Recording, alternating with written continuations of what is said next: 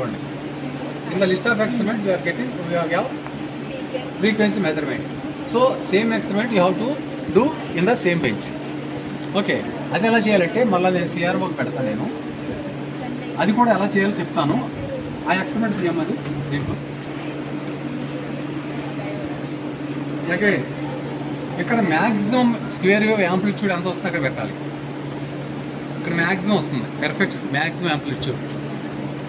At that here -242 you are getting maximum amplitude here. తీసావా? Table form చేయాలమ్మా. Repeller voltage at perfect square wave.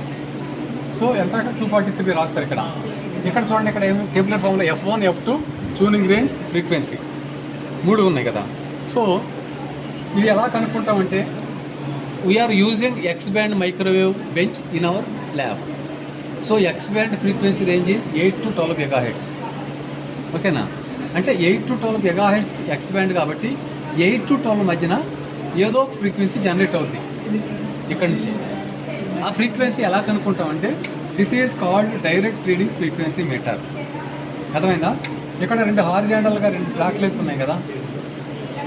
ఈ bottom line మీద ఉన్న value మనకి ఈ వర్టికల్ లైన్కి ఎక్కడైతే మ్యాచ్ అవుద్దో మనం ఇది ట్యూన్ చేసేటప్పుడు take that value.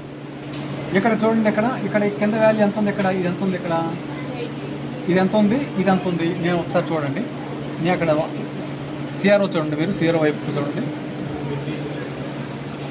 Observe CRO.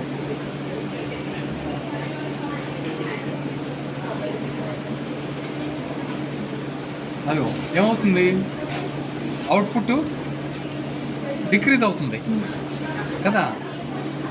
ఇక్కడ మరి మీరు చూడండి, మనకు అవుట్పుట్ ఎక్కడైతే ఇది ట్యూన్ చేసేటప్పుడు ఫ్రీక్వెన్సీ మీటరు డిక్రీజ్ అవ్వడం స్టార్ట్ అవుతుందో దట్ ఈజ్ F1. మనం మీటరు ట్యూన్ చేసేటప్పుడు ఇక్కడ తగ్గడం స్టార్ట్ అవుతుంది కదా. ఈ టేక్ ఇట్ యాజ్ F1. ఇప్పుడు మీరు జాగ్రత్తగా అబ్జర్వ్ చేస్తే చూడండి, కింద లైన్ మీద ఇక్కడ ఒక వాల్యూ ఉంది, ఇక్కడ ఒక వాల్యూ ఉంది. ఆ వాల్యూ ఎంత అమ్మా ఒకసారి చెప్పండి, నాకు చూసి చెప్పండి. ఇక్కడ ఎంత ఉంది, ఇక్కడ వాల్యూ 8.56. కిందది 8.86. ఇది ఎంత ఉంది, 8.8688. అంటే ఈ మధ్యలో ఉన్నటువంటి చిన్న సబ్ డివిజన్స్ ఉన్నాయి కదా, ఆ సబ్ డివిజన్స్ని మీరు క్యాలిబ్రేషన్ చేసుకోవాలి. అంటే ఆ వాల్యూ ఎంత అయి ఉంటుంది అని. 8.86కిను 88కి మధ్యన ఒక పెద్ద గీత ఉంటుంది కదా సబ్ డివిజను, అది 87 అవుతాయి. అప్పుడు మధ్యలో ఇంకో చిన్న గీత ఉన్నాయి కదా, అది 865 లేకపోతే ఇటు వస్తే 875 అయి ఉంటుంది. అంటే every time you have to calculate that value. ఇది ఎంత అయి ఉంటుంది అని చెప్పి మీరే క్యాలిక్యులేట్ చేసుకోవాలి. సో ఇప్పుడు ఎంత అయి ఉంటుంది, ఇది 87 కదా, 875 ఎంత ఉంది F1 అది, అంతే కదా. F1 is 8.875 GHz. ఇదంతా కూడా యూనిట్స్ ఇచ్చేసాం మేము ఆల్రెడీ వాల్యూలో. It is GHz. ఆ తర్వాత ఇంకా స్లోగా ఇది you have to tune the frequency meter very slowly. చూడండి, నేను ఇక్కడ చూడండి, ఇక్కడ బాగా తగ్గిపోయింది.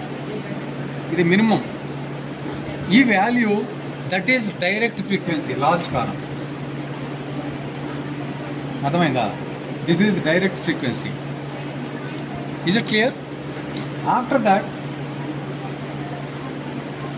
క్లాక్ వైజ్లోనే రొటేట్ చేయండి, మళ్ళీ యాస్టీస్గా ఒరిజినల్ వచ్చేస్తుంది. You are getting original position. That is F2. అంటే the direct frequency lies between F1 and F2. Is it clear? అర్థమైంది కదా. F1కి F2కి మధ్యన ఫ్రీక్వెన్సీ ఉంటుంది. F2 మైనస్ F1 వేస్తే ట్యూనింగ్ రేంజ్ వస్తుంది, ఎలక్ట్రానిక్ ట్యూనింగ్ రేంజ్. ఇది ఒక మోడ్కి. అలాగే ఇది అయిన తర్వాత మీరు ఏం చేస్తారంటే బ్యాక్ సైడ్కి యాంటీ క్లాక్ వైజ్లో మళ్ళీ డీట్యూన్ చేయండి. ఎక్కువ తెప్పొద్దు. ఈ కాస్త లెక్కలోనే ఏదైతే వాల్యూ వచ్చిందో ఆ వాల్యూ కన్నా కొంచెం ముందుకి డీట్యూన్ చేసి again decrease the repeller voltage and you have to adjust another mode. This is another mode. 186. Next value 186. అంటే ఆ మోడ్ మొత్తం వెళ్ళిపోయి వేరే మోడ్ రావాలి. So 186 repeat the same procedure మళ్ళీ క్లాక్ వైజ్లో. This is F1, this is F2. మళ్ళీ back తిప్పండి, మళ్ళీ గో ఫర్ అనదర్ మోడ్. 10 నిమిషాలు అయిపోతుంది ఎక్స్పెరిమెంట్. అర్థమైంది కదా?